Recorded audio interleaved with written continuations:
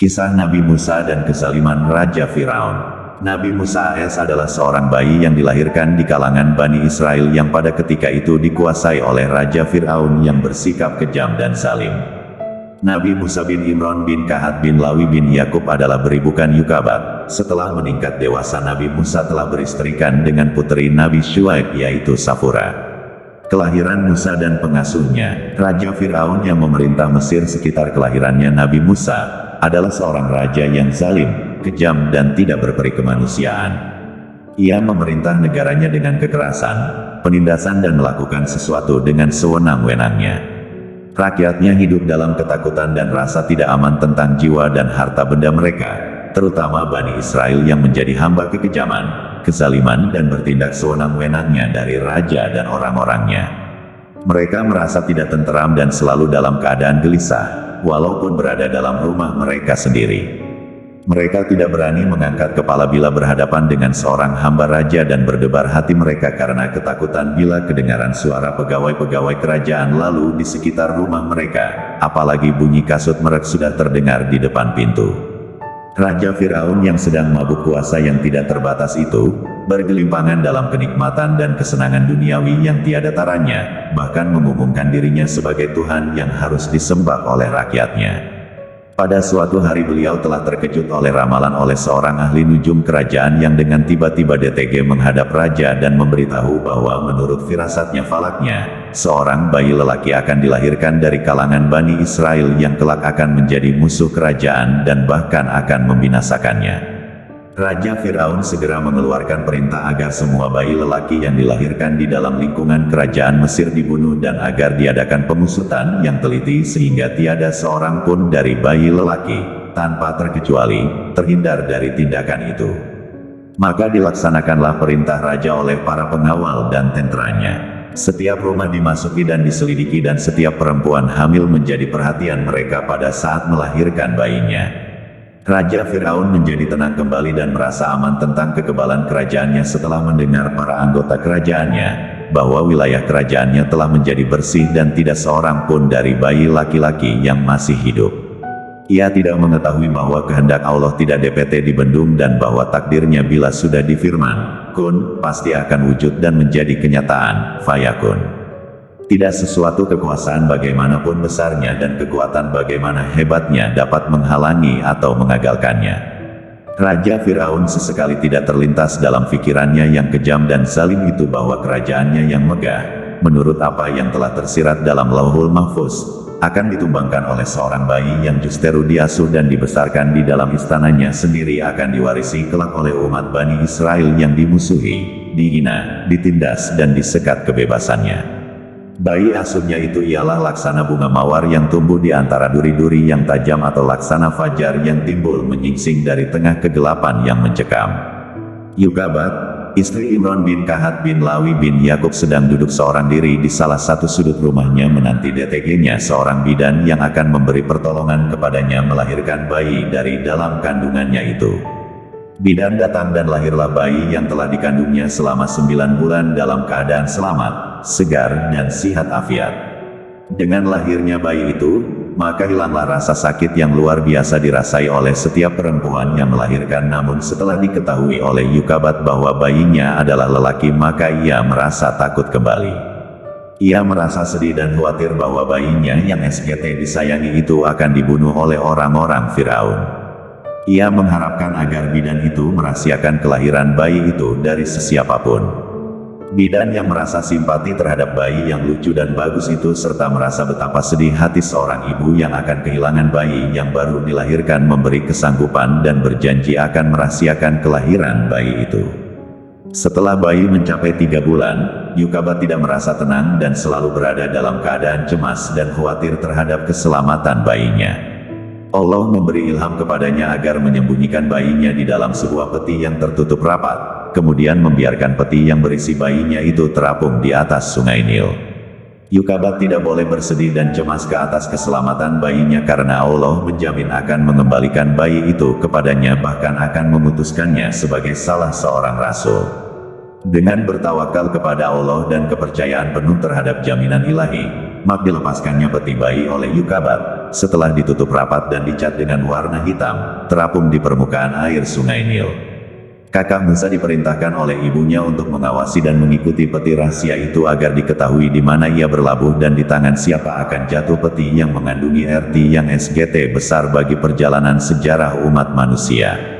Alangkah cemasnya hati kakak Musa, ketika melihat dari jauh bahwa peti yang diawasi itu, dijumpai oleh putri raja yang kebetulan berada di tepi sungai Nil bersantai bersama beberapa dayangnya dan dibawanya masuk ke dalam istana dan diserahkan kepada ibunya, istri Firaun. Yukabat yang segera diberitahu oleh anak perempuannya tentang nasib peti itu, menjadi kosonglah hatinya karena sedih dan cepat serta hampir saja membuka rahasia peti itu. Andai kata Allah tidak meneguhkan hatinya dan menguatkan hanya kepada jaminan Allah yang telah dinerikan kepadanya. Raja Firaun ketika diberitahu oleh Aisyah, istrinya, tentang bayi laki-laki yang ditemui di dalam peti yang terapung di atas permukaan sungai Nil, segera memerintahkan membunuh bayi itu seraya berkata kepada istrinya, "Aku khawatir bahwa inilah bayi yang diramalkan, yang akan menjadi musuh dan penyebab kesedihan kami dan akan membinasakan kerajaan kami yang besar ini." Akan tetapi istri Firaun yang sudah terlanjur menaruh simpati dan sayang terhadap bayi yang lucu dan manis itu, berkata kepada suaminya, "Janganlah bayi yang tidak berdosa ini dibunuh. Aku sayang kepadanya dan lebih baik kami ambil dia sebagai anak, kalau-kalau kelak ia akan berguna dan bermanfaat bagi kami. Hatiku SGT tertarik kepadanya dan ia akan menjadi kesayanganku dan kesayangmu." Demikianlah jika Allah yang Maha Kuasa menghendaki sesuatu maka dilincinkanlah jalan bagi terlaksananya takdir itu. Dan selamatlah nyawa putra Yukabat yang telah ditakdirkan oleh Allah untuk menjadi rasulnya, menyampaikan amanat wahyunya kepada hamba-hambanya yang sudah sesat. Nama Musa yang telah diberikan kepada bayi itu oleh keluarga Firaun, berarti air dan pohon, Musama dengan air, sasama dengan pohon sesuai dengan tempat ditemukannya peti bayi itu. Didatangkanlah kemudian ke istana beberapa inang untuk menjadi ibu susuan Musa. Akan tetapi setiap inang yang mencoba dan memberi air susunya ditolak oleh bayi yang enggan menyedut dari setiap TATK yang diletakkan ke bibirnya. Dalam keadaan istri Firaun lagi bingung memikirkan bayi pungutnya yang enggan menetek dari sekian banyak inang yang didatangkan ke istana, datanglah kakak Musa menawarkan seorang inang lain yang mungkin diterima oleh bayi itu. Atas pertanyaan keluarga Firaun, kalau ia mengenal keluarga bayi itu, berkatalah kakak Musa, "Aku tidak mengenal siapakah keluarga dan ibu bayi ini. Hanya aku ingin menunjukkan satu keluarga yang baik dan selalu rajin mengasuh anak, kalau bayi itu DPT menerima air susu ibu keluarga itu." Anjuran kakak Musa diterima oleh istri Firaun dan seketika itu jugalah dijemput ibu kandung Musa sebagai inang bayaran. Maka begitu bibir sang bayi menyentuh tete ibunya, disedutlah air susu ibu kandungnya itu dengan SGT lahapnya. Kemudian diserahkan Musa kepada Yukabat ibunya, untuk diasuh selama masa menetek dengan imbalan upah yang besar. Maka dengan demikian terlaksanalah janji Allah kepada Yukabat bahwa ia akan menerima kembali puteranya itu. Setelah selesai masa meneteknya, dikembalikan Musa oleh ibunya ke istana, di mana ia diasuh, dibesar dan dididik sebagaimana anak-anak raja yang lain. Ia mengendarai kendaraan Firaun dan berpakaian sesuai dengan cara-cara Firaun berpakaian sehingga ia dikenal orang sebagai Musa bin Firaun. Musa keluar dari Mesir. Sejak ia dikembali ke istana oleh ibunya setelah disusui, Musa hidup sebagai salah seorang DRP keluarga kerajaan hingga mencapai usia dewasanya, di mana ia memperoleh asuhan dan pendidikan sesuai dengan tradisi istana. Allah memurniakannya hikmah dan pengetahuan sebagai persiapan tugas kenabian dan risalah yang diwahyukan kepadanya. Di samping kesempurnaan dan kekuatan rohani, ia dikurniai oleh Allah kesempurnaan tubuh dan kekuatan jasmani. Musa mengetahui dan sadar bahwa ia hanya seorang anak pungut di istana dan tidak setitik darah Firaun pun mengalir di dalam tubuhnya dan bahwa ia adalah keturunan Bani Israel tak ditindas dan diperlakukan sewenang-wenangnya oleh kaum Firaun. Karenanya ia berjanji kepada dirinya akan menjadi pembela kepada kaumnya yang tertindas dan menjadi pelindung bagi golongan yang lemah yang menjadi sasaran kezaliman dan keganasan para penguasa. Demikianlah maka terdorong oleh rasa setia kawannya kepada orang-orang yang matlum dan teraniaya, terjadilah suatu peristiwa yang menyebabkan ia terpaksa meninggalkan istana dan keluar dari Mesir. Peristiwa itu terjadi ketika Musa sedang berjalan-jalan di sebuah lorong di waktu tengah hari di mana keadaan kota sunyi sepi ketika penduduknya sedang tidur siang. Ia melihat kedua berkelahi, seorang dari golongan Bani Israel bernama Samiri dan seorang lagi dari kaum Fir'aun bernama Fatun. Musa yang mendengar teriakan Samiri mengharapkan akan pertolongannya terhadap musuhnya yang lebih kuat dan leni besar itu, segera melontarkan pukulan dan tumpukannya kepada Fatun yang seketika itu jatuh rebahan menghembuskan nafasnya yang terakhir.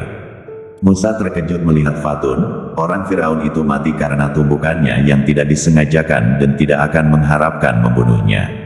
Ia merasa berdoa dan beristighfar kepada Allah memohon ampun di atas perbuatannya yang tidak sengaja, telah melayang nyawa salah seorang DRP hamba-hambanya. Peristiwa matinya Fatun menjadi perbualan ramai dan menarik para penguasa kerajaan yang menduga bahwa pasti orang-orang Israel yang melakukan perbunuhan itu. Mereka menuntut agar pelakunya diberi hukuman yang berat, bila ia tertangkap. Anggota dan pasukan keamanan negara dihantarkan ke seluruh pelosok kota mencari jejak orang yang telah membunuh Fatun, yang sebenarnya hanya diketahui oleh Samiri dan Musa saja. Akan tetapi, walaupun tidak orang ketiga yang menyaksikan peristiwa itu, Musa merasa cemas dan takut dan berada dalam keadaan bersedia menghadapi akibat perbuatannya itu bila sampai tercium oleh pihak penguasa. Alangkah malangnya nasib Musa yang sudah cukup berhati-hati menghindari kemungkinan terbongkarnya rahasia pembunuhan yang ia lakukan tatkala ia terjebak lagi tanpa disengajakan dalam suatu perbuatan yang menyebabkan namanya disebut-sebut sebagai pembunuh yang dicari. Musa bertemu lagi dengan Samiri yang telah ditolongnya melawan Fatun, juga dalam keadaan berkelahi untuk kali keduanya dengan salah seorang dari kaum Fir'aun. Melihat Musa berteriaklah Samiri meminta pertolongannya. Musa menghampiri mereka yang sedang berkelahi seraya berkata menegur Samiri, "Sesungguhnya engkau adalah seorang yang telah sesat."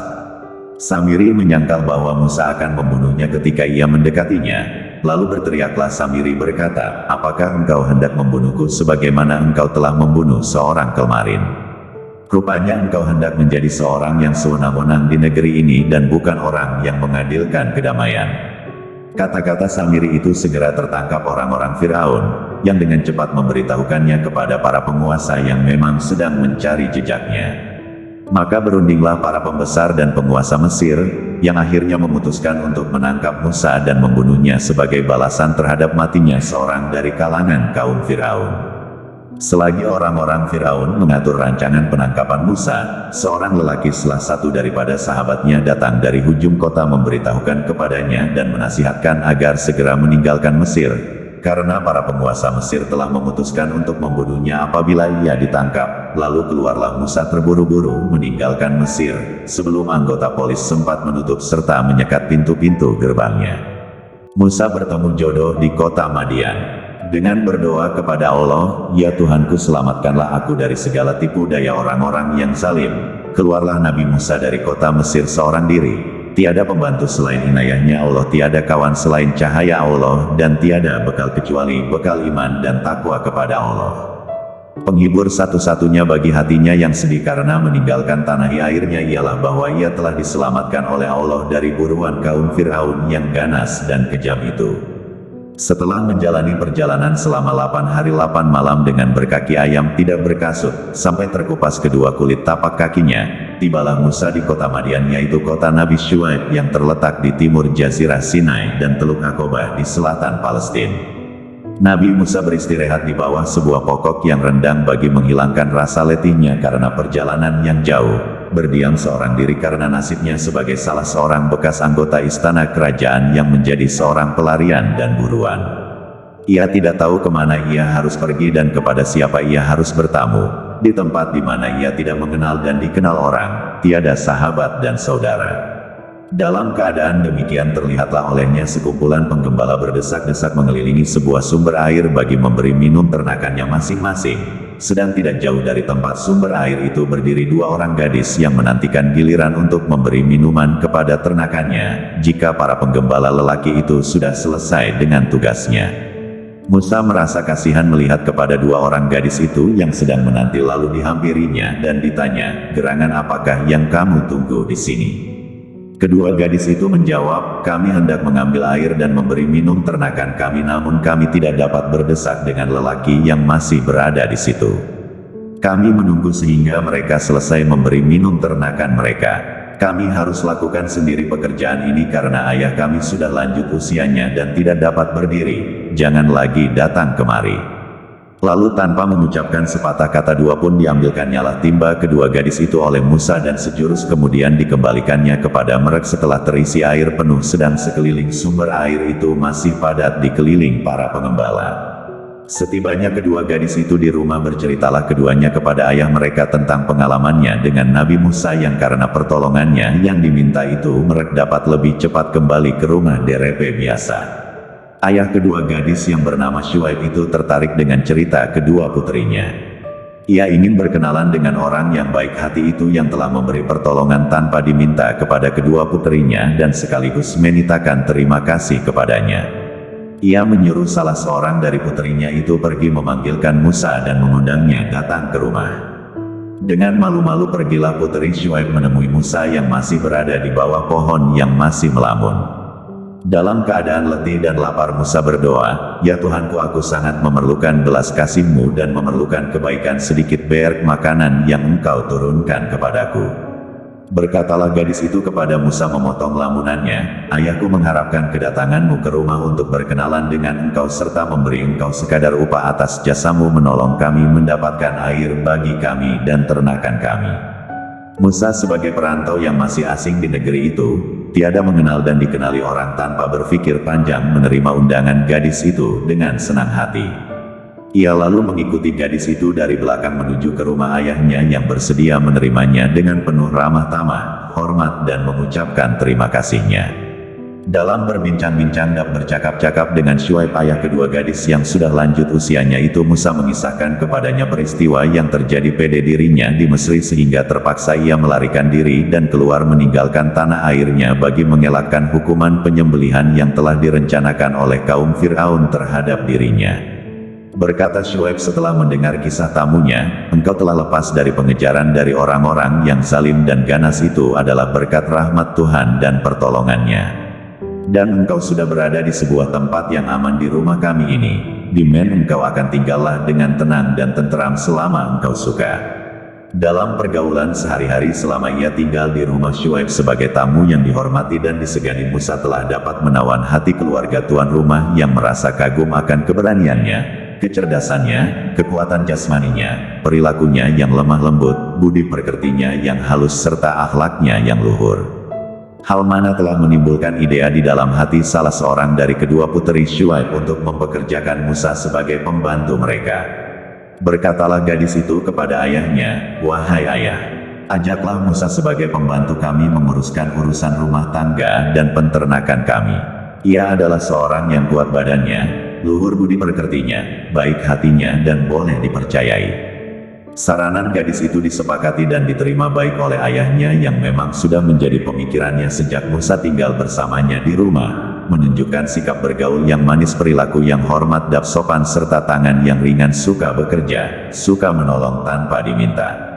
Diajaklah Musa berunding oleh Syuaib dan berkatalah kepadanya, "Wahai Musa, tertarik oleh sikapmu yang manis dan cara pergaulanmu yang sopan serta akhlak dan budi pekertimu yang luhur. Selama engkau berada di rumah ini kami dan mengingat akan usiaku yang makin hari makin lanjut, maka aku ingin sekali mengambilmu sebagai menantu, mengawinkan engkau dengan salah seorang dari kedua gadisku ini.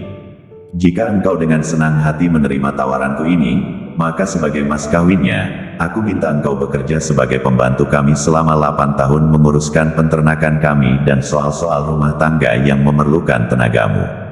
Dan aku sangat berterima kasih kepadamu bila engkau secara sukarela mahu menambah 2 tahun di atas 8 tahun yang menjadi syarat mutlak itu." Nabi Musa sebagai buruan yang lari dari tanah tumpah darahnya dan berada di negeri orang sebagai perantau, tada sanak saudara, tiada sahabat telah menerima tawaran Syuaib sebagai kurniaan dari Tuhan yang akan mengisi kekosongan hidupnya selaku seorang bujang yang memerlukan teman hidup untuk menyekutunya menanggung beban penghidupan dengan segala duka dan dukanya.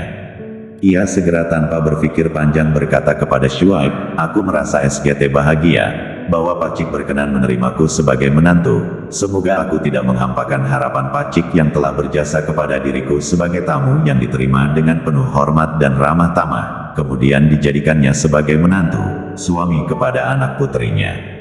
Syarat kerja yang Pak Cik kemukakan sebagai mas kawin, aku setuju dengan penuh tanggung jawab dan dengan senang hati. Setelah masa 8 tahun bekerja sebagai pembantu Syuaib ditambah dengan sukarela dilampaui oleh Musa, dikawinkanlah ia dengan putrinya yang bernama Safura.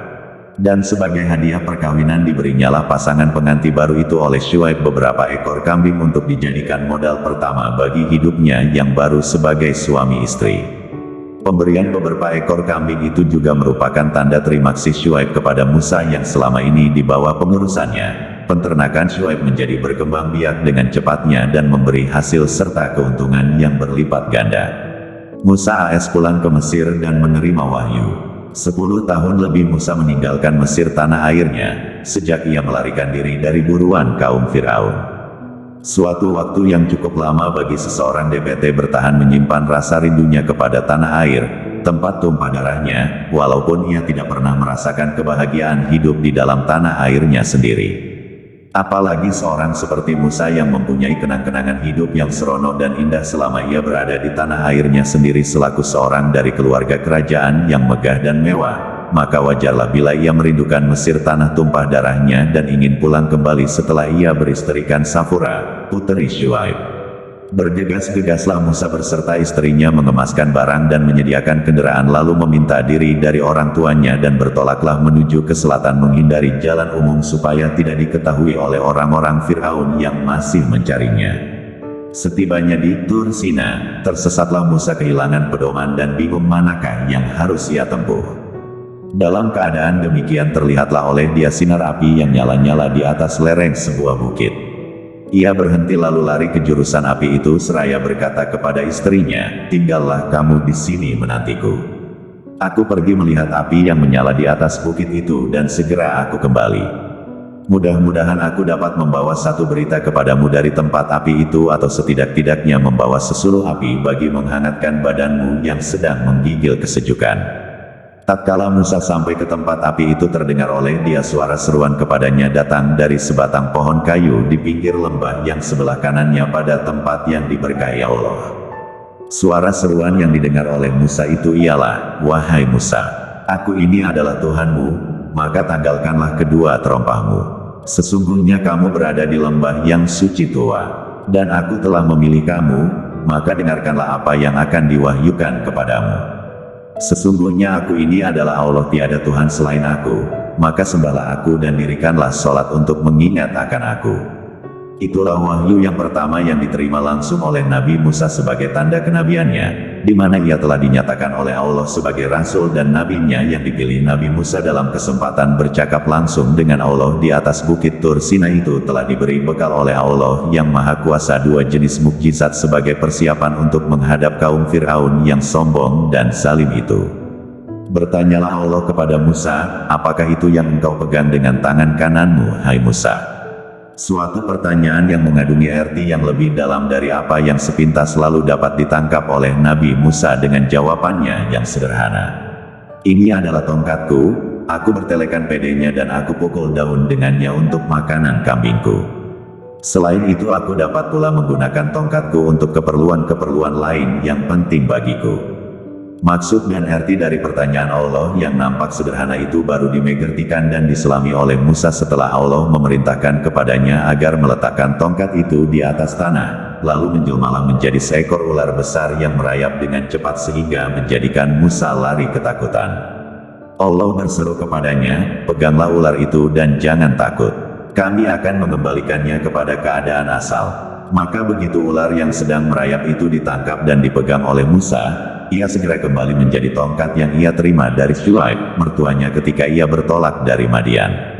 Sebagai mukjizat yang kedua, Allah memerintahkan kepada Musa agar mengepitkan tangannya ke ketiaknya yang nyata setelah dilakukannya perintah itu. Tangannya menjadi putih cemerlang tanpa cacat atau penyakit. Musa diperintahkan berdakwah kepada Firaun. Raja Firaun yang telah berkuasa di Mesir telah lama menjalankan pemerintahan yang zalim, kejam dan ganas. Rakyatnya yang terdiri dari bangsa Egypt yang merupakan penduduk pribumi dan bangsa Israel yang merupakan golongan pendatang, hidup dalam suasana penindasan, tidak merasa aman bagi nyawa dan harta bendanya. Tindakan sewenang-wenang dan pihak penguasa pemerintahan terutamanya ditujukan kepada Bani Israel yang tidak diberinya kesempatan hidup tenang dan tenteram. Mereka dikenakan kerja paksa dan diharuskan membayar berbagai pungutan yang tidak dikenakan terhadap penduduk bangsa Egypt, bangsa Fir'aun sendiri. Selain kezaliman, kekejaman, penindasan dan pemerasan yang ditimpakan oleh Fir'aun atas rakyatnya, terutama kaum Bani Israel, ia menyatakan dirinya sebagai Tuhan yang harus disembah dan dipuja. Dan dengan demikian ia makin jauh membawa rakyatnya ke jalan yang sesat tanpa pedoman tauhid dan iman, sehingga makin dalamlah mereka terjerumus ke lembah kemaksiatan dan kerusakan moral dan akhlak. Maka dalam kesempatan bercakap-cakap langsung di Bukit Tur Sina itu diperintahkanlah Musa oleh Allah untuk pergi ke Fir'aun sebagai rasulnya, mengajakkan beriman kepada Allah, menyadarkan dirinya bahwa ia adalah makhluk Allah sebagaimana lain-lain rakyatnya, yang tidak sepatutnya menuntut orang menyembahnya sebagai Tuhan dan bahwa Tuhan yang wajib disembah olehnya dan oleh semua manusia adalah Tuhan yang Maha Esa yang telah menciptakan alam semesta ini. Nabi Musa dalam perjalanannya menuju kota Mesir setelah meninggalkan Madian, selalu dibayang oleh ketakutan kalau peristiwa pembunuhan yang telah dilakukan 10 tahun yang lalu itu belum terlupakan dan masih belum hilang dari ingatan para pembesar kerajaan Fir'aun. Ia tidak mengabaikan kemungkinan bahwa mereka akan melakukan pembalasan terhadap perbuatan yang ia tidak sengaja itu dengan hukuman pembunuhan atas dirinya bila ia sudah berada di tengah-tengah mereka. Ia hanya terdorong rasa rindunya yang sangat kepada tanah tumpah darahnya dengan memberanikan diri kembali ke Mesir tanpa memperdulikan akibat yang mungkin akan dihadapi.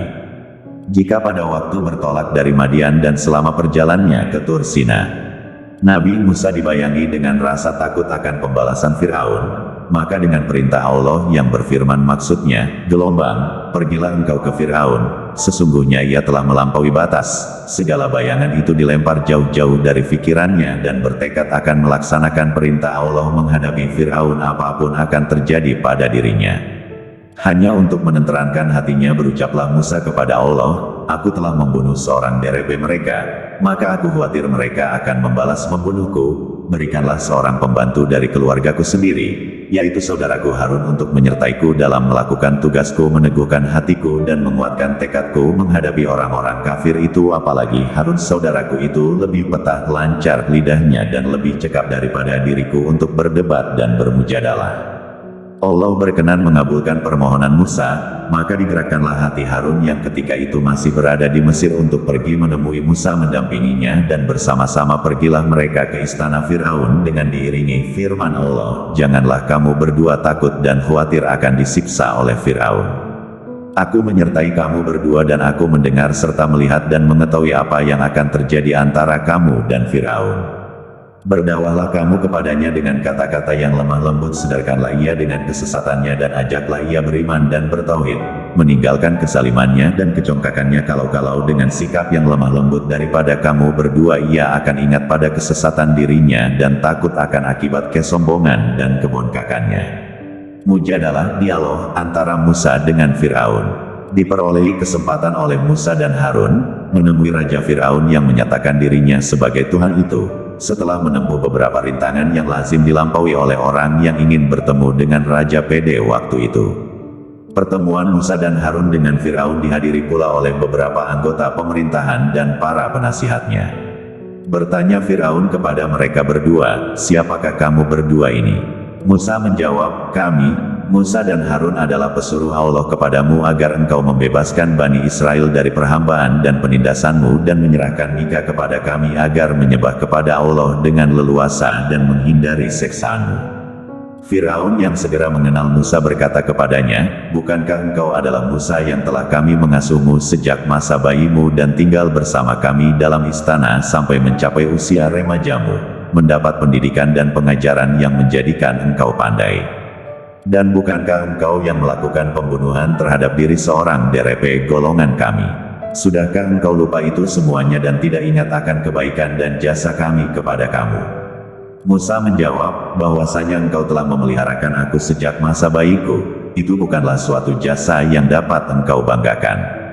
Karena jatuhnya aku ke dalam tanganmu adalah akibat kekejaman dan kezalimanmu tatkala engkau memerintah agar orang-orangmu menyembelih setiap bayi-bayi laki yang lahir, sehingga ibu terpaksa membiarkan aku terapung di permukaan sungai Nil di dalam sebuah peti yang kemudian dipungut oleh istrimu, dan selamatlah aku dari penyembelihan yang engkau perintahkan. Sedang mengenai pembunuhan yang telah aku lakukan itu adalah akibat godaan Saitan yang menyesatkan, namun peristiwa itu akhirnya merupakan suatu rahmat dan barakah yang terselubung bagiku.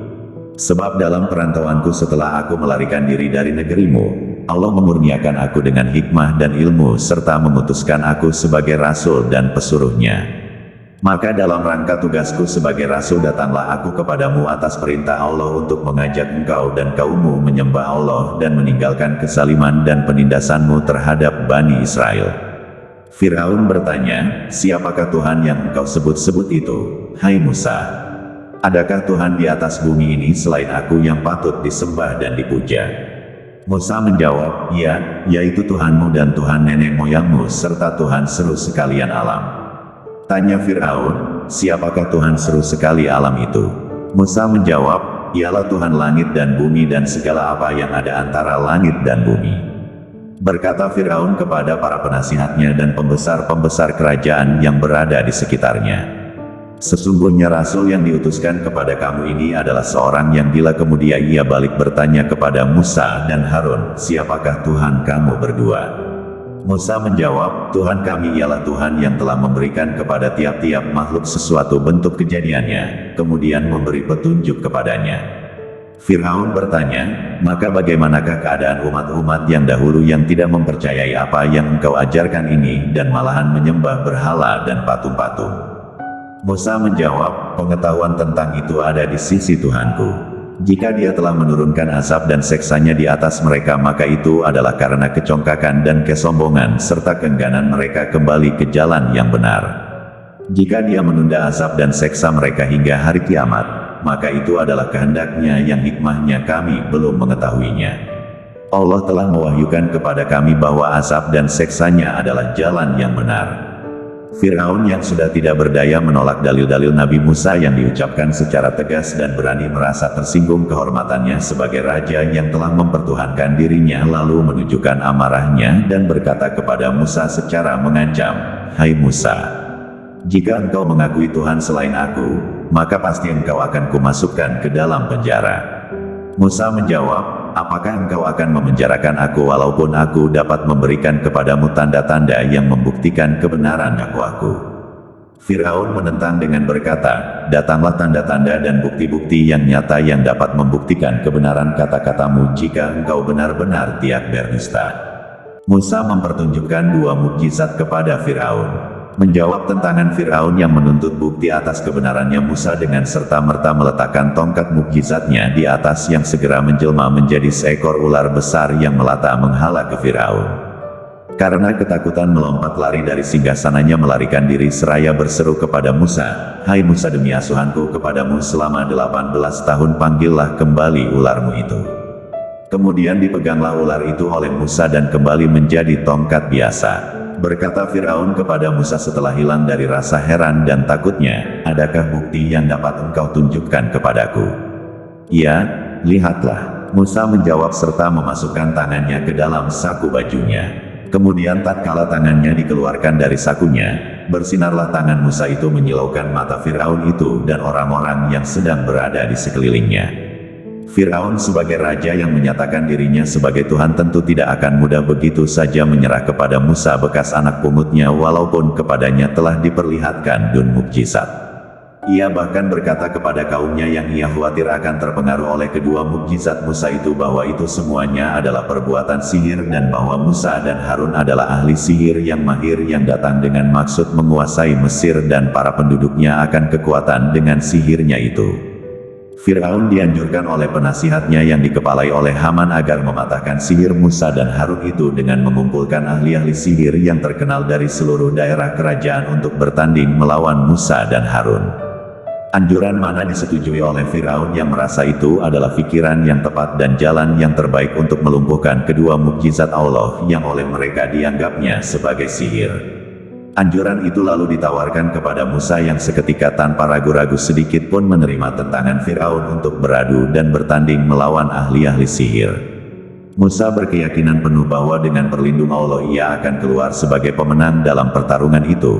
Pertandingan antara perbuatan sihir yang diilham oleh Syaitan melawan mukjizat yang dikurniakan oleh Allah. Pada suatu hari raya kerajaan telah bersetuju untuk mengadakan hari pertandingan sihir, maka berduyun-duyunlah penduduk kota menuju ke tempat yang telah ditentukan untuk menyaksikan perlombaan kepandaian menyihir yang buat pertama kalinya diadakan di kota Mesir. Juga sudah berada di tempat ahli-ahli sihir yang terpandai yang telah dikumpulkan dari seluruh wilayah kerajaan masing-masing membawa tongkat, tali, dan lain-lain alat sihirnya.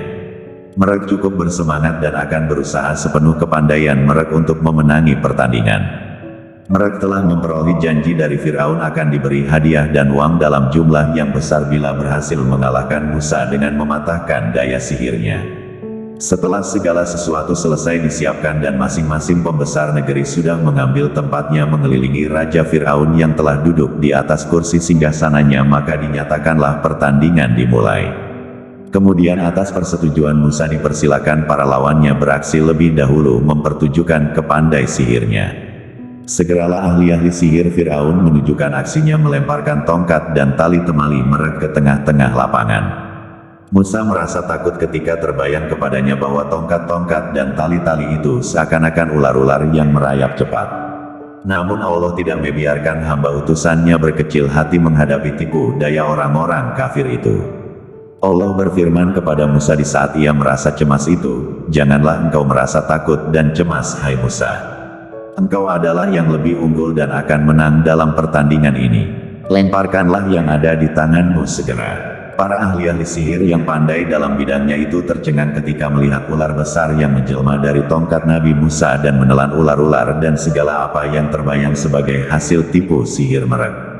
Mereka segera menyerah kalah, bertunduk dan bersujud kepada Allah di hadapan Musa seraya berkata, "Itu bukanlah perbuatan sihir yang kami kenal yang diilhamkan oleh Syaitan, tetapi sesuatu yang digerakkan oleh kekuatan gaib yang mengatakan kebenaran kata-kata Musa dan Harun, maka tidak ada alasan bagi kami untuk tidak mempercayai risalah mereka dan beriman kepada Tuhan mereka sesudah apa yang kami lihat dan saksikan dengan mata kepala kami sendiri."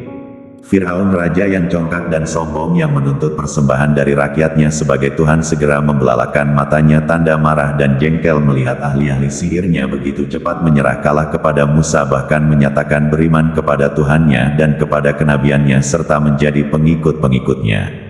Tindakan mereka itu dianggapnya sebagai pelanggaran terhadap kekuasaannya, penentangan terhadap ketuhanannya, dan merupakan suatu tamparan bagi kewibawaan serta prestasinya. Ia berkata kepada mereka, "Adakah kamu berani beriman kepada Musa dan menyerah kepada keputusannya sebelum aku izinkan kepada kamu? Bukankah ini suatu persekongkolan DRP kamu terhadapku? Musa DPT mengalah kamu sebab ia mungkin guru dan pembesar yang telah mengajarkan seni sihir kepadamu, dan kamu telah mengatur bersama-samanya tindakan yang kamu sandiwarakan di depanku hari ini. Aku tidak akan tinggal diam menghadapi tindakan khianatmu ini. Akan ku potong tangan-tangan dan kaki-kakimu serta akan ku salibkan kamu semua pada pangkal pohon kurma sebagai hukuman dan balasan bagi tindakan khianatmu ini." Ancaman Firaun itu disambut mereka dengan sikap dingin dan acuh tak acuh.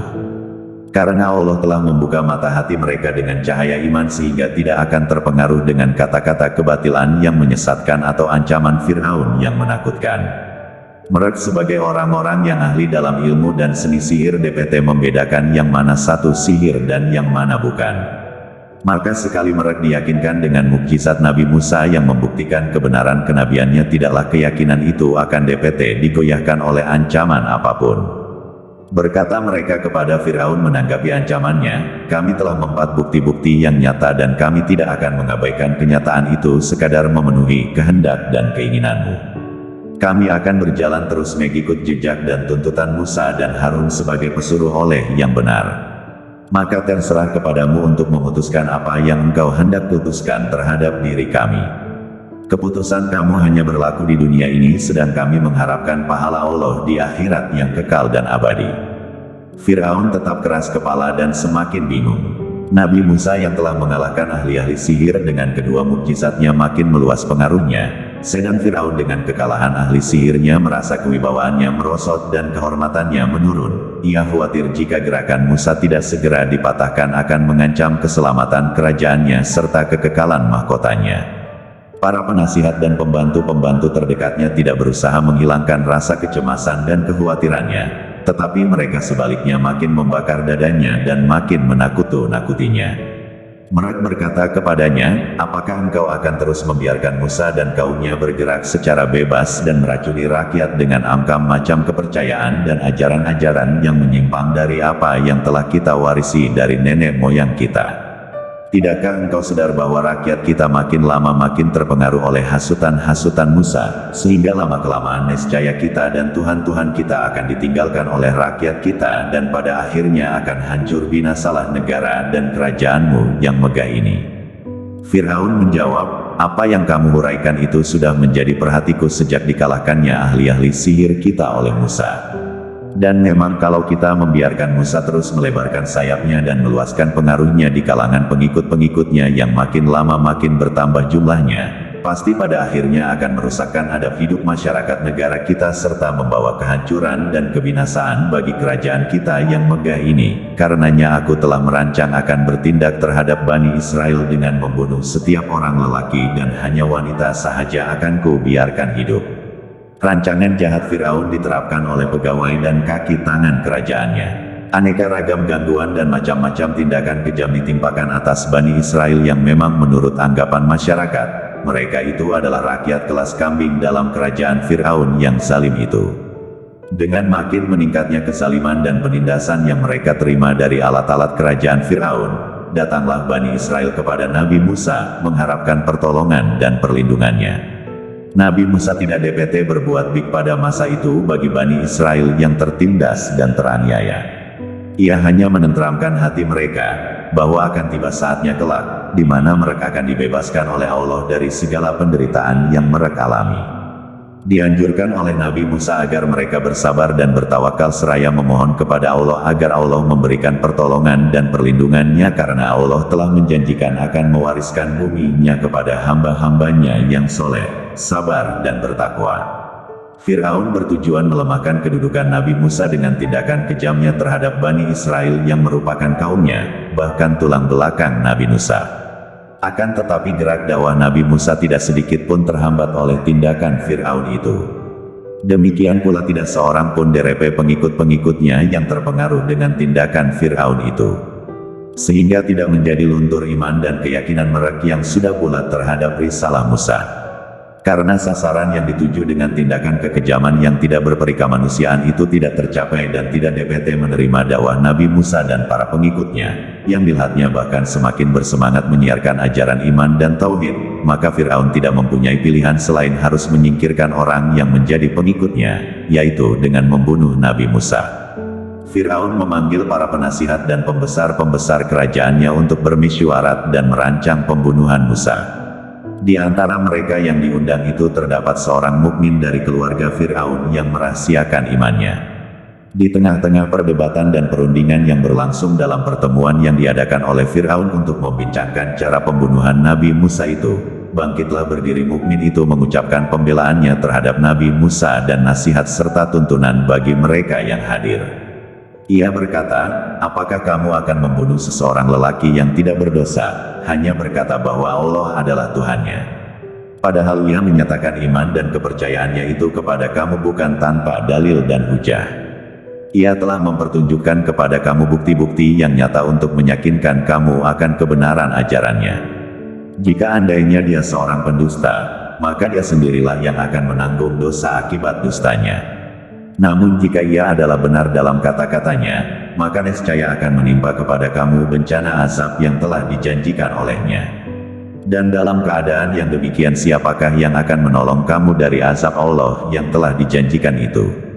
Firaun memotong pidato orang mukmin itu dengan berkata, rancanganku harus terlaksana dan Musa harus dibunuh. Aku tidak mengemukan kepadamu melainkan apa yang aku pandang baik dan aku tidak menunjukkan kepadamu melainkan jalan yang benar, jalan yang akan menyelamatkan kerajaan dan negara. Berucap orang mukmin dari keluarga Firaun itu melanjutkan, sesungguhnya aku khawatir, jika kamu tetap berkeras kepala dan enggan menempuh jalan yang benar yang dibawa oleh para nabi-nabi, bahwa kamu akan ditimpa azab dan seksa yang membinasakan, sebagaimana telah dialami oleh kaum Nuh, kaum Ad, kaum Samud dan umat-umat yang datang sesudah mereka. Apa yang telah dialami oleh kaum-kaum itu adalah akibat kecongkakan dan kesombongan mereka karena Allah tidak menghendaki berbuat kezaliman terhadap hamba-hambanya. Mukmin itu meneruskan nasihatnya, wahai kaumku, sesungguhnya aku khawatir kamu akan menerima seksa dan azab Tuhan di hari kiamat kelak, di mana kamu akan berpaling ke belakang, tidak seorang pun akan dapat menyelamatkan kamu itu dari seksa Allah. Hai kaum, ikutilah nasihatku. Aku hanya ingin kebaikan bagimu dan mengajak kamu ke jalan yang benar. Ketahuilah bahwa kehidupan di dunia ini hanya merupakan kesenangan sementara, sedangkan kesenangan dan kebahagiaan yang kekal adalah di akhirat kelak. Orang mukmin dari keluarga Firaun itu tidak dapat mengubah sikap Firaun dan pengikut-pengikutnya, walaupun ia telah berusaha dengan menggunakan kecekapan berpidatonya dan susunan kata-katanya yang rapi, lengkap dengan contoh-contoh dari sejarah umat-umat yang terdahulu yang telah dibinasakan oleh Allah karena perbuatan dan pembangkangan mereka sendiri. Firaun dan pengikut-pengikutnya bahkan menganjurkan kepada orang mukmin itu agar meninggalkan sikapnya yang membela Musa dan menyetujui rancangan jahat mereka. Ia dinasihat untuk melepaskan pendiriannya yang pro Musa dan menggabungkan diri dalam barisan mereka menentang Musa dan segala ajarannya. Ia diancam dengan dikenakan tindakan kekerasan bila ia tidak mau mengubah sikap pro kepada Musa secara sukarela. Berkata orang mukmin itu menanggapi anjuran Firaun, wahai kaumku, SBT aneh sekali sikap dan pendirianmu. Aku berseru kepada kamu untuk kebaikan dan keselamatanmu. Kamu berseru kepadaku untuk berkufur kepada Allah dan mempersekutukannya dengan apa yang aku tidak ketahui. Sedang aku berseru kepadamu untuk beriman kepada Allah, Tuhan yang Maha Esa, Maha Perkasa, lagi Maha Pengampun. Sudah pasti dan tidak dapat diragukan lagi, bahwa apa yang kamu serukan kepadaku itu tidak akan menolongku dari murka dan seksa Allah di dunia maupun di akhirat. Dan sesungguhnya kamu sekalian akan kembali kepada Allah yang akan memberi pahala surga bagi orang-orang yang soleh, bertakwa dan beriman, sedang orang-orang kafir yang telah melampaui batas akan diberi ganjaran dengan api neraka. Hai kaumku, perhatikanlah nasihat dan peringatanku ini. Kamu akan menyadari kebenaran kata-kataku ini kelak bila sudah tidak berguna lagi orang menyesal atau merasa susah karena perbuatan yang telah dilakukan. Aku hanya menyerahkan urusanku dan nasibku kepada Allah. Dialah yang Maha mengetahui dan Maha melihat perbuatan dan kelakuan hamba-hambanya. Firaun menghina dan mengejek Musa. Selain tindakan kekerasan yang ditimpakan ke atas Bani Israel kaumnya Nabi Musa, Firaun melontarkan penghinaan dan kata-kata ejekan terhadap Nabi Musa dalam usahanya memerangi dan membendung pengaruh Nabi Musa yang semakin bertambah semenjak ia keluar sebagai pemenang dalam pertandingan melawan tukang-tukang sihir kaum Firaun. Berkata Firaun kepada pembesar-pembesar kerajaannya, biarkanlah aku membunuh Musa dan biarlah ia memohon dari Tuhannya untuk melindunginya. Aku ingin tahu sampai sejauh mana ia dapat melepaskan diri dari kekuasaanku dan biarlah ia membuktikan kebenaran kata-kata, bahwa Tuhannya akan melindunginya dari segala tipu daya musuh-musuhnya. Dalam lain kesempatan Firaun berkata kepada rakyatnya yang sudah diperhambakan jiwanya, terbiasa memuja-mujanya, mengiyakan kata-katanya dan mengaminkan segala perintahnya, hai rakyatku. Tidakkah kamu melihat bahwa aku memiliki kerajaan Mesir yang megah dan besar ini di mana sungai-sungai mengalir di bawah telapak kakiku, sungai-sungai yang memberi kemakmuran hidup dan kebahagiaan hidup bagi rakyatku. Dan tidakkah kamu melihat kekuasaanku yang luas dan ketaatan rakyatku yang bulat kepadaku? Bukankah aku lebih baik dan lebih agung dari Musa yang hina-dina itu yang tidak cekap menguraikan isi hatinya dan menerangkan maksud tujuannya? Mengapa Tuhannya tidak memakaikan gelang emas, sebagaimana lazimnya orang-orang yang diangkat menjadi raja, pemimpin atau pembesar? Atau mengapa ia tidak diiringi oleh malaikat-malaikat sebagai tanda kebesarannya dan bukti kebenarannya bahwa ia adalah pesuruh Tuhannya? Kelompok orang yang mendengar kata-kata Firaun itu dengan serta-merta mengiyakan dan membenarkan kata-kata rajanya serta menyatakan kepatuhan yang bulat kepada segala titah dan perintahnya sebagai warga yang setia kepada rajanya, namun zalim dan fasik terhadap Tuhannya. Dalam pada itu kesabaran Nabi Musa sampai pada puncaknya, melihat Firaun dan pembantu-pembantunya tetap berkeras kepala menentang dakwahnya, mendustakan risalahnya dan makin memperhebatkan tindakan kejamnya terhadap kaum Bani Israel terutama para pengikutnya yang menyembunyikan imannya karena ketakutan daripada kejaran Firaun dan pembalasannya yang kejam dan tidak berperi kemanusiaan. Maka disampaikan oleh Nabi Musa kepada mereka bahwa Allah tidak akan membiarkan mereka terus-menerus melakukan kekejaman, kezaliman dan penindasan terhamba-hambanya dan berkufur kepada Allah dan Rasul-Nya. Akan ditimpakan oleh Allah kepada mereka bila tetap tidak mau sedar dan beriman kepadanya, bermacam as dan seksa di dunia semasa hidup mereka sebagai pembalasan yang nyata. Berdoalah Nabi Musa, memohon kepada Allah, "Ya Tuhan kami, Engkau telah memberi kepada Firaun dan kaum kerabatnya kemewahan hidup, harta kekayaan yang meluap-luap dan kenikmatan duniawi, yang kesemua itu mengakibatkan mereka menyesatkan manusia, hamba-hambamu, dari jalan yang Engkau redai dan tuntunan yang Engkau berikan. Ya Tuhan kami, binasakanlah harta benda mereka dan kunci matilah hati mereka.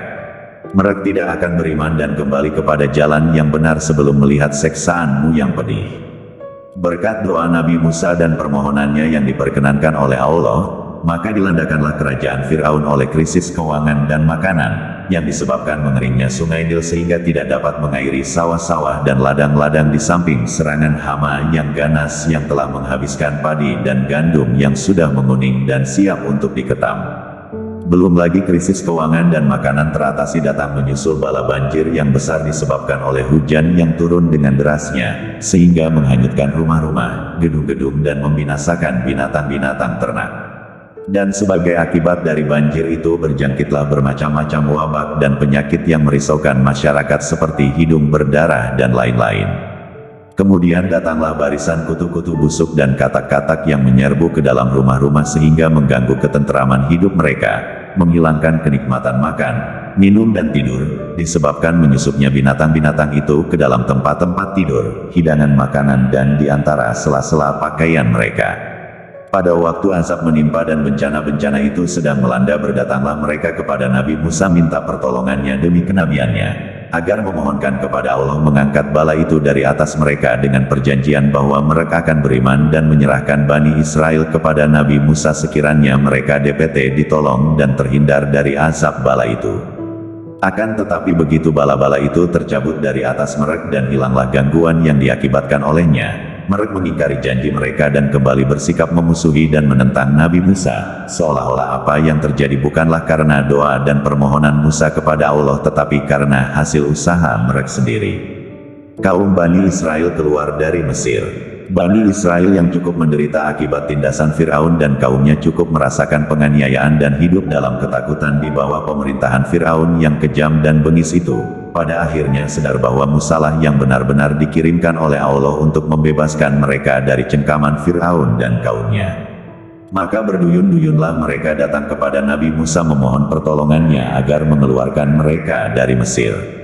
Kemudian bertolaklah rombongan kaum Bani Israel di bawah pimpinan Nabi Musa meninggalkan Mesir menuju Baitul Maqdis. Dengan berjalan kaki dengan cepat karena takut tertangkap oleh Firaun dan bala tenteranya yang mengejar mereka dari belakang, akhirnya tibalah mereka pada waktu fajar di tepi Lautan Merah setelah selama semalam suntuk dapat melewati padang pasir yang luas. Rasa cemas dan takut makin mencekam hati para pengikut Nabi Musa dan Bani Israel ketika melihat laut terbentang di depan mereka sedang dari belakang mereka dikejar oleh Firaun dan bala tenteranya yang akan berusaha mengembalikan mereka ke Mesir. Mereka tidak meragukan lagi bahwa bila mereka tertangkap, maka hukuman matilah yang akan mereka terima dari Firaun yang zalim itu. Berkatalah salah seorang dari sahabat Nabi Musa, bernama Yusha bin Nun, "Wahai Musa, kemana kami harus pergi? Musuh berada di belakang kami sedang mengejar dan laut berada di depan kami yang tidak dapat dilintasi tanpa sampan. Apa yang harus kami perbuat untuk menyelamatkan diri dari kejaran Firaun dan kaumnya?" Nabi Musa menjawab, "Janganlah kamu khawatir dan cemas. Perjalanan kami telah diperintahkan oleh Allah kepadaku, dan Dialah yang akan memberi jalan keluar serta menyelamatkan kami dari cengkaman musuh yang zalim itu."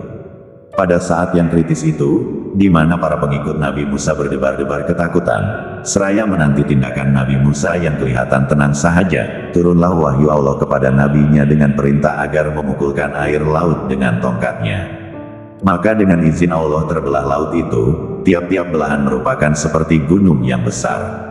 Di antara kedua belahan air laut itu terbentang dasar laut yang sudah mengering yang segera di bawah pimpinan Nabi Musa dilewatilah oleh kaum Bani Israel menuju ke tepi timurnya. Setelah mereka sudah berada di bahagian tepi timur dalam keadaan selamat, terlihatlah oleh mereka Firaun dan bala tenteranya menyusuri jalan yang sudah terbuka di antara dua belah gunung air itu. Kembali rasa cemas dan takut mengganggu hati mereka seraya memandang kepada Nabi Musa seolah-olah bertanya apa yang hendak dia lakukan selanjutnya. Dalam pada itu Nabi Musa telah diilhamkan oleh Allah agar bertenang menanti Firaun dan bala tenteranya turun semua ke dasar laut. Karena takdir Allah telah mendahului bahwa mereka akan menjadi bala tentera yang tenggelam. Berkatalah Firaun kepada kaumnya tatkala melihat jalan terbuka bagi mereka di antara dua belah gunung air itu, lihat bagaimana lautan terbelah menjadi dua, memberi jalan kepada kami untuk mengejar orang-orang yang melarikan diri itu. Mereka mengira bahwa mereka akan DPT melepaskan dari kejaran dan hukumanku. Mereka tidak mengetahui bahwa perintahku berlaku dan ditaati oleh laut, JGN lagi oleh manusia. Tidakkah ini semuanya membuktikan bahwa aku adalah yang berkuasa yang harus disembah olehmu? Maka dengan rasa bangga dan sikap sombongnya turunlah Firaun dan bala tenteranya ke dasar laut yang sudah mengering itu melakukan gerak cepatnya untuk menyusul Musa dan Bani Israel yang sudah berada di tepi bahagian timur sambil menanti hukuman Allah yang telah ditakdirkan terhamba-hambanya yang kafir itu. Demikianlah maka setelah Firaun dan bala tenteranya berada di tengah-tengah lautan yang membelah itu, jauh dari kedua tepinya, tibalah perintah Allah dan kembalilah air yang menggunung itu menutupi jalur jalan yang terbuka di mana Firaun dengan sombongnya sedang memimpin barisan tenteranya mengejar Musa dan Bani Israel.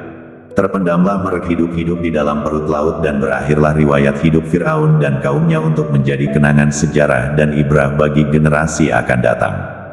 Pada detik-detik akhir hayatnya, seraya berjuang untuk menyelamatkan diri dari maut yang sudah berada di depan matanya, berkatalah Firaun, aku percaya bahwa tiada Tuhan selain Tuhan Musa dan Tuhan Bani Israel. Aku beriman pada Tuhan mereka dan berserah diri kepadanya sebagai salah seorang muslim. Berfirmanlah Allah kepada Firaun yang sedang menghadapi sakaratul maut, baru sekarangkah engkau berkata beriman kepada Musa dan berserah diri kepadaku? Tidakkah kekuasaan ketuhananmu dapat menyelamatkan engkau dari maut? Baru sekarangkah engkau sadar dan percaya setelah sepanjang hidupmu bermaksiat, melakukan penindasan dan kezaliman terhadap hamba-hambaku dan berbuat sewenang-wenang, merusak akhlak dan akidah manusia-manusia yang berada di bawah kekuasaanmu? Terimalah sekarang pembalasanku yang akan menjadi pengajaran bagi orang-orang yang akan datang sesudahmu. Akan aku apungkan tubuh kasarmu untuk menjadi peringatan bagi orang-orang yang meragukan akan kekuasaanku. Bani Israel pengikut-pengikut Nabi Musa masih meragukan kematian Firaun. Mereka masih terpengaruh dengan kenyataan yang ditanamkan oleh Firaun semasa ia berkuasa sebagai raja bahwa dia adalah manusia luar biasa lain dari yang lain dan bahwa dia akan hidup kekal sebagai Tuhan dan tidak akan mati. Khayalan yang masih melekat pada pikiran mereka menjadikan mereka tidak mau percaya bahwa dengan tenggelamnya, Firaun sudah mati. Mereka menyatakan kepada Musa bahwa Firaun mungkin masih hidup namun di alam lain. Nabi Musa berusaha meyakinkan kaumnya bahwa apa yang terfikir oleh mereka tentang Firaun adalah suatu khayalan belaka dan bahwa Firaun sebagai orang biasa telah mati tenggelam akibat pembalasan Allah atas perbuatannya, menentang kekuasaan Allah, mendustakan Nabi Musa dan menindaskan serta memperhambakan Bani Israel. Dan setelah melihat dengan mata kepala sendiri, tubuh-tubuh Firaun dan orang-orangnya terapung-apung di permukaan air, hilanglah segala tahayul mereka tentang Firaun dan kesaktiannya. Menurut catatan sejarah, bahwa mayat Firaun yang terdampar di pantai diketemukan oleh orang-orang Mesir, lalu diawet hingga utuh sampai sekarang, sebagaimana DPT dilihat di Museum Mesir.